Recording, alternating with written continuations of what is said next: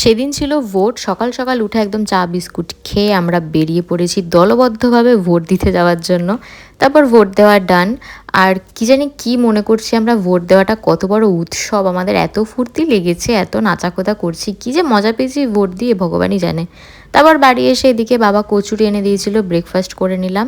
আর সেদিন একটু আমার রান্নাবান্না করার প্ল্যান ছিল, একটু আম পোড়া মুরগি করব ভেবেছিলাম। দেখছি আজকাল সবাই বানাচ্ছে, তো আমারও একটু মনে ইচ্ছা জেগেছে, তো বানিয়ে ফেললাম। তারপর রান্নাবান্না হয়ে গেলে সবাই মিলে বসে পড়েছি লাঞ্চ করতে।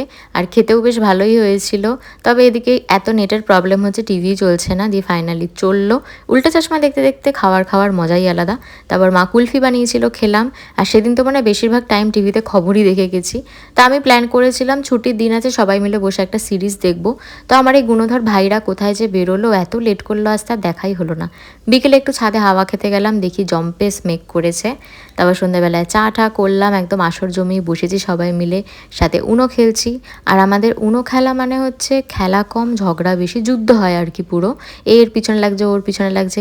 এখানে আপাতত পিনা বিশাল খচে গেছে। তো যাই হোক, ওরা বাড়ি চলে যাওয়ার পর তারপর আমি একটু কেক বানাচ্ছিলাম, গান শুনছিলাম। আর এদের দুটোর বদন দেখলে আমার যা রাগ উঠছিল না, কি বলবো। তারপর এদিকে ডিনার সেরে নিই, আমার কেকের জন্য কিছু প্রিন্ট আউটের কাটিং কুটিং করার ছিল, করলাম। তো চলো আজকের মতো এটুকুই। ভিডিওটা ভালো লাগলে একটা লাইক আর সাবস্ক্রাইব করে দিও। টাটা।